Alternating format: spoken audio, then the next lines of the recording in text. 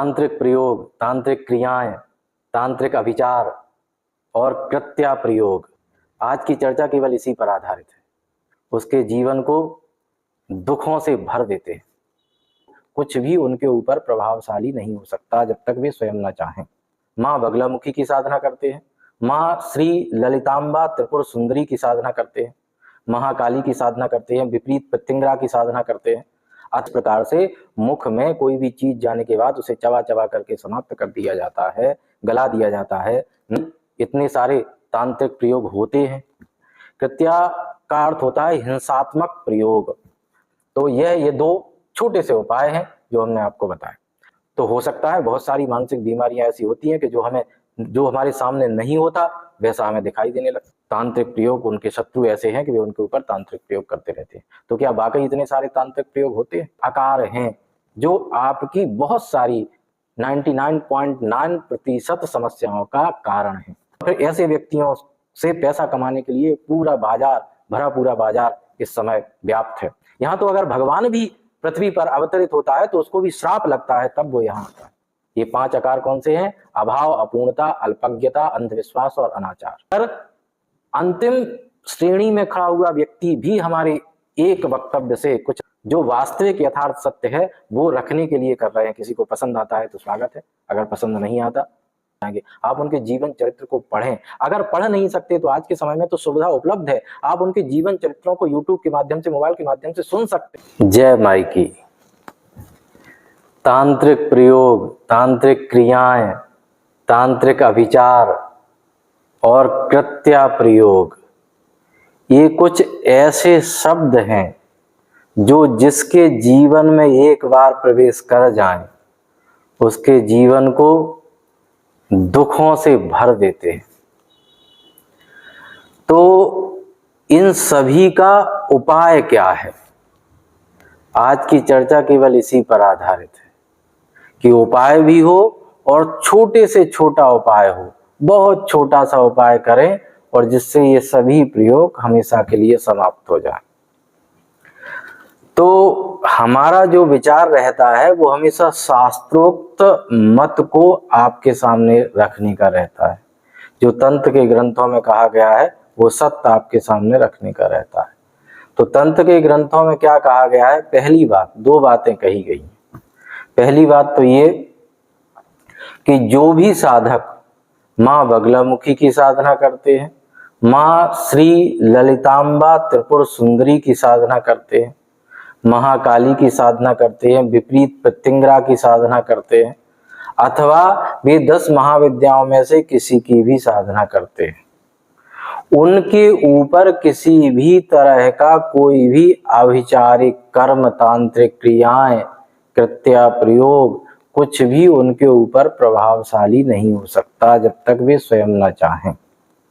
ये शर्त है। इस पर आगे चर्चा करेंगे कि उनके स्वयं चाहने से न चाहने से क्या होता है। तो ये उनके ऊपर कभी भी प्रभावशाली नहीं हो सकते, ये एक अकाट्य सत्य है। दूसरा क्या है? दूसरा यह है कि एक छोटा सा प्रयोग है माँ बगलामुखी का। माँ बगलामुखी का एक सूक्त है जो वेदोक्त है। उस सूक्त को मात्र 11 बार पढ़ने से, 11 बार उसका पाठ करने से किसी भी तरह का कोई भी तांत्रिक प्रयोग हो, तांत्रिक क्रियाएं हो, तांत्रिक अभिचार हो, कृत्या प्रयोग हो, कुछ भी हो, वो समाप्त हो जाता है हमेशा के लिए। यहाँ कृत्या प्रयोग हम और जुड़ रहे हैं। जो भी साधक इससे अनभिज्ञ हैं उन्हें हम कृत्या के बारे में बता देते हैं। कृत्या का अर्थ होता है हिंसात्मक प्रयोग, जो हिंसा के लिए की जाते हैं। तांत्रिक प्रयोग उनको कृत्या प्रयोग कहते हैं। इन्हें भूमि में कुछ चीजों को गाड़ करके भी इस तरह के प्रयोग किए जाते हैं, उस तरह से उनको कृत्या प्रयोग कहते हैं। इनसे जन हानि भी हो सकती है, जान की हानि भी हो सकती है। तो इस तरह के प्रयोगों को कृत्या प्रयोग कहा गया है। तो ये जो बगलामुखी सूक्त है, इस सूक्त के पाठ करने मात्र से, 11 बार पढ़ने मात्र से कैसा भी कोई भी तांत्रिक कृत्या प्रयोग हो वो उसको समाप्त कर देती है। माँ बगलामुखी उसे समाप्त कर देती है। कैसे कर देती हैं? बगलामुखी का जो नाम है वो इसीलिए है कि जिस प्रकार से मुख में कोई भी चीज जाने के बाद उसे चबा चबा करके समाप्त कर दिया जाता है, गला दिया जाता है, नष्ट कर दिया जाता है, उसी तरह से माँ बगलामुखी के साधकों के ऊपर किए जा रहे अविचारिक कर्मों को वे गला करके, चबा करके, तोड़ करके नष्ट कर देती हैं। तो ये दो छोटे से उपाय हैं जो हमने आपको बताए। अब इसके बाद कुछ चर्चाएं और करना बहुत जरूरी है, जैसे क्या वाकई इतने सारे तांत्रिक प्रयोग होते हैं। अभी वर्तमान में देखने में आ रहा है कि बहुत से एक समुदाय इस भावना के साथ जी रहा है कि उसके ऊपर उसके शत्रु तांत्रिक प्रयोग करते रहते हैं, निरंतर करते रहते हैं। वे शत्रु भी बिल्कुल निम्न श्रेणी के हैं, जिन्हें आध्यात्मिकता का आ भी नहीं पता, तांत्रिक का ता भी नहीं पता और किसी भी तरह का कोई ज्ञान उन्हें नहीं, लेकिन उसके बाद भी उनको लगता है कि वे तांत्रिक प्रयोग, उनके शत्रु ऐसे हैं कि वे उनके ऊपर तांत्रिक प्रयोग करते रहते हैं। तो क्या वाकई इतने सारे तांत्रिक प्रयोग होते हैं? ये समझना होगा कि अगर इतने सारे तांत्रिक प्रयोग करने वाले बैठे हुए हैं तो फिर प्रत्येक मनुष्य का जीवन मुश्किल हो जाना चाहिए। हर एक का जीवन को वो अपने बस में कर सकते हैं, ऐसा नहीं होता। इतने सारे तांत्रिक प्रयोग करने वाले नहीं होते। बिल्कुल ही बहुत ही कम न्यूनाति न्यून व्यक्ति ऐसे होंगे जो किसी के ऊपर तांत्रिक प्रयोग करने की क्षमता रखते होंगे। वो भी हम इसलिए कह रहे हैं क्योंकि सृष्टि में सब कुछ हमेशा नष्ट नहीं होता, तो कुछ तो रहते ही है। तो इसलिए कुछ लोग हो सकते हैं कि हो, बिल्कुल कम, पर वो कितने लोगों के ऊपर करते होंगे।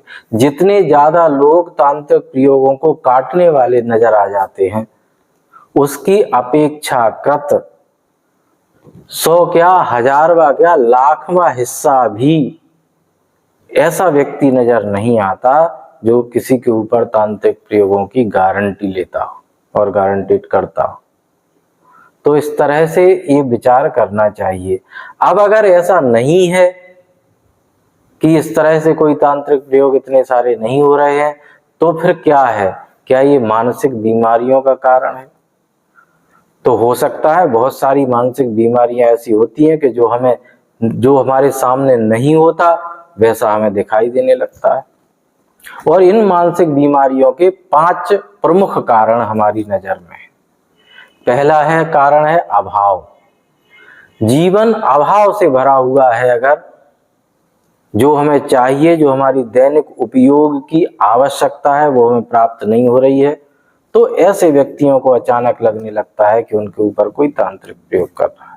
अपूर्णता, अगर जीवन में अपूर्णता है, बहुत सारे सुख जीवन के होते हैं, बहुत सारे व्यक्ति जीवन में ऐसे होते हैं जिनका होना जरूरी होता है, माता हो, पिता हो, भाई हो, बहन हो, पत्नी हो, पुत्र हो, परिवार हो, मित्र हो, बहुत सारे ऐसे संबंध होते हैं जो यदि ना हो तो अपूर्णता से व्यक्ति भर जाता है, दुख से भर जाता है। इस तरह की बहुत सारी अपूर्णताएं हैं। धन की अपूर्णता है, सम्मान की अपूर्णता है, समाज में उचित सम्मान नहीं है, धन नहीं है, बहुत सारी अपूर्णताएं हैं।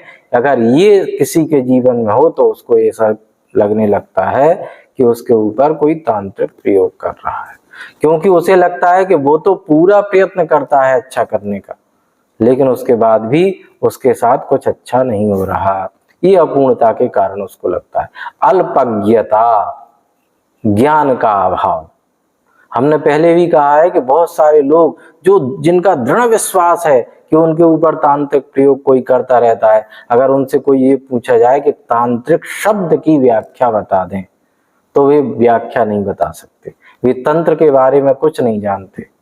वे किसी भी प्रयोगों के बारे में, कृत्याओं के बारे में, किसी भी तरह के अविचार के बारे में उनका शाब्दिक अर्थ भी नहीं जानते, लेकिन उनको विश्वास तो इतना होता है कि नहीं, हमारे ऊपर करने वाले। इसी को अल्पज्ञता कहते हैं। जब जिस विषय पर आप विश्वास कर रहे हैं उस विषय के आप विशेषज्ञ भी नहीं हुए हैं, कुछ आपने उसको बारे में समझा नहीं, पढ़ा नहीं, जाना नहीं, देखा नहीं, और आप केवल उस पर विश्वास करने लगे, इसको अल्पज्ञता कहते हैं। फिर चौथा जो कारण है वो है अंधविश्वास। ऐसे अल्पज्ञ जो लोग होते हैं वे अंधविश्वासी हो जाते हैं। नहीं, ऐसा ही है, हमारे ऊपर तो ऐसा ही करते ही। आप कितना भी उन्हें समझा लो, कितना भी आप उन्हें समझाओ, वो उनकी समझ में नहीं आता। और फिर ऐसे व्यक्तियों से पैसा कमाने के लिए पूरा बाजार, भरा पूरा बाजार इस समय व्याप्त है। आपके मन में अगर ये आकांक्षा है कि ऐसा है, तो बहुत सारे लोग हैं जो आपके तांत्रिक क्रियाओं को दूर करने के नाम से आपसे बहुत सारा धन भी ले सकते हैं। आर्थिक शोषण, मानसिक शोषण, शारीरिक शोषण, हर तरह का शोषण होता है। तो ये सब आपके इस अंधविश्वास की वजह से होता है। और फिर सबसे पांचवा है अनाचार। अनाचार दो तरह से होता है। एक तो वो जो आपके साथ ऐसा बाजार जो खड़ा हुआ है वो करता है, आपका शोषण करता है हर तरीके से। और एक अनाचार आप स्वयं अपने ऊपर करते हैं कि आप इस तरह से अंधविश्वासी होकर के ऐसे लोगों के पास स्वयं शोषित होने के लिए पहुंच जाते हैं। क्योंकि ऐसे लोग अपने आप तो आते नहीं है, जाना तो आपको ही पड़ता है, आप जाते हैं तो ऐसे लोग मिल जाते हैं। तो इस तरह से ये 5 आकार हैं जो आपकी बहुत सारी 99.9% समस्याओं का कारण है। ये 5 आकार कौन से हैं? अभाव, अपूर्णता, अल्पज्ञता, अंधविश्वास और अनाचार। इस पर भी ध्यान देना चाहिए। और साथ में ध्यान देना चाहिए आध्यात्मिक दृष्टिकोण पर, इसका भी चिंतन करना चाहिए। अब कुछ लोगों को ये लगेगा कि फालतू की बातें ज्यादा आप करते हैं, कुछ लोग कमेंट्स भी करते हैं, परंतु हम ये कहना चाहते हैं कि क्या फालतू है और क्या उपयोगी, ये आपके अनुसार तय करने के लिए हम यह सब नहीं कर रहे हैं। जो वास्तविक यथार्थ सत्य है वो रखने के लिए कर रहे हैं। किसी को पसंद आता है तो स्वागत है, अगर पसंद नहीं आता तो भी हमें कोई इससे बुराई नहीं है कि इसको कितने लोग देखने वाले हैं, सुनने वाले हैं। अगर अंतिम श्रेणी में खड़ा हुआ व्यक्ति भी हमारे एक वक्तव्य से कुछ लाभ प्राप्त करता है तो भी हमारा ध्येय पूर्ण हो जाता है। तो आध्यात्मिक दृष्टिकोण का चिंतन करना चाहिए और ये समझना चाहिए कि आध्यात्मिकता का अर्थ यह नहीं है कि आपके जीवन में किसी भी प्रकार का कोई दुख नहीं होगा, कोई क्लेश नहीं होगा, कोई अभाव नहीं होगा, कोई बुराई भलाई नहीं होगी, कोई शत्रु नहीं होगा। आध्यात्मिकता का ये अर्थ नहीं है। और अगर आपको ये लगता है कि आध्यात्मिकता का यही अर्थ है कि आपके जीवन में ये सभी कुछ ना हो, तो आपको आपसे पहले हुए आध्यात्मिक लोगों के जीवन चरित्र को पढ़ना चाहिए। आपको देखना चाहिए कि जिन्होंने आध्यात्मिकता की गहराइयों तक जो पहुंचे, आध्यात्मिकता की ऊंचाइयों तक जो पहुंचे, श्रेष्ठतम व्यक्ति हुए, चाहे वो श्री रामकृष्ण परमहंस जी हो, विवेकानंद हो, मामा खेपा हो, अन्य बहुत सारे संत इस श्रृंखला में आपको देखने को मिल जाएंगे। आप उनके जीवन चरित्र को पढ़ें। अगर पढ़ नहीं सकते तो आज के समय में तो सुविधा उपलब्ध है, आप उनके जीवन चरित्रों को यूट्यूब के माध्यम से, मोबाइल के माध्यम से सुन सकते हैं। सब कुछ आज के समय में उपलब्ध है। आप देखेंगे कि उनका जीवन नितांत अभाव से, परेशानियों से, बहुत सारे अनाचारों से जो समाज ने उनके साथ किए उससे घिरा हुआ रहा है।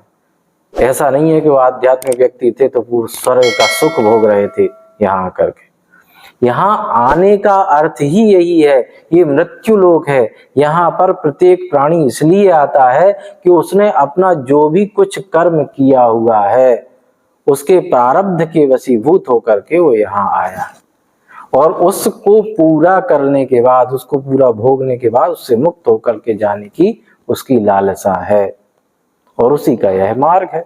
यहाँ तो अगर भगवान भी पृथ्वी पर अवतरित होता है तो उसको भी श्राप लगता है, तब वो यहाँ आता है। तो इस तरह का आध्यात्मिक दृष्टिकोण रखना चाहिए कि आप आध्यात्मिक व्यक्ति हैं तो इसका मतलब ये नहीं है कि आप स्वर्ग के सुख भोगने के अधिकारी हो गए हैं। आप जितनी बड़ी आध्यात्मिकता को प्राप्त करते हैं उतनी ही सारी चुनौतियां समाज के द्वारा, आपके अपनों के द्वारा, आपकी अपनी मना स्थिति, आपके स्वयं के द्वारा उतनी बड़ी बड़ी चुनौतियां आपके सामने रखी जाती हैं। प्रकृति आपके सामने उतनी बड़ी चुनौतियां परोस देती है, क्योंकि आप उन चुनौतियों को पार करने की क्षमता रखते हैं, ऐसा प्रकृति ने समझा है। और जब आप महामाई का, माँ का चिंतन करते हुए हंसते हंसते उन परिस्थितियों से गुजर जाते हैं, तभी आप आध्यात्मिकता की गहराइयों को समझने के अधिकारी होते हैं। तो ये विश्वास रखना चाहिए कि अविचार बड़ा नहीं होता, माँ बड़ी होती है। बहुत से साधकों को हम देखते हैं दीक्षा लेकर के मंत्र जप करना आरंभ कर देते हैं, लेकिन मन से एक बात कभी नहीं निकाल पाते। कहते हैं हमारे ऊपर अविचार होते रहते हैं, हमारे ऊपर अविचार होते रहते हैं, हमारा जीवन बड़ा क्लेशमय है। अब जब तुम सारा दिन अविचारों को भजते रहोगे तो माँ का भजन कब करोगे? तुम्हें माँ की तो याद ही नहीं आती, तुम्हें तो सारा दिन अविचार दिखाई देते हैं। माँ की याद नहीं करते तो माँ तुम्हारे पास नहीं रहती। उसकी जितनी याद करोगे उसकी उतनी दया तुम्हारे ऊपर बरसेगी। तो तुम जब अविचारों की याद करते हो तो तुम्हारा जीवन अविचारों से, तांत्रिक प्रयोगों से भर जाता है, क्योंकि तुम सारा दिन तांत्रिक प्रयोगों को ही अपने दिमाग में घुमाते रहते हो, माई का तो ध्यान ही नहीं करते। और माँ को अगर श्रेष्ठता दोगे, अगर ये कहोगे कि माँ ही सब कुछ है और अगर वो है तो कोई भी चीज हमें छू नहीं सकती, इस तरह का दृढ़ विश्वास रखोगे, भगवती को हृदय में स्थान दोगे और कहोगे ये शरीर जब माँ का मंदिर है तो यहाँ कौन सा अविचारिक कर्म इसको छू सकता है, इस तरह का दृढ़ भाव के साथ जब जियोगे तो फिर कोई भी अविचार कर्म तुम्हारे पास नहीं आ सकता। फिर वो दूर से ही परिक्रमा करके तुमको हाथ जोड़ करके वापस चला जाएगा और तुम्हें पता भी नहीं चलेगा, माँ तुम्हारी रक्षा करेगी। तो जीवन में क्या बड़ा है, अविचार या माँ, ये भी आपको तय करना है। तभी आप इस तरह के अविचारिक क्रियाओं से, तांत्रिक क्रियाओं से मुक्त हो सकते हैं। तो चर्चा को अधिक लंबा नहीं करेंगे, इससे संबंधित आपके जो भी प्रश्न हो हमें कमेंट के माध्यम से पूछ सकते हैं। जय माई की।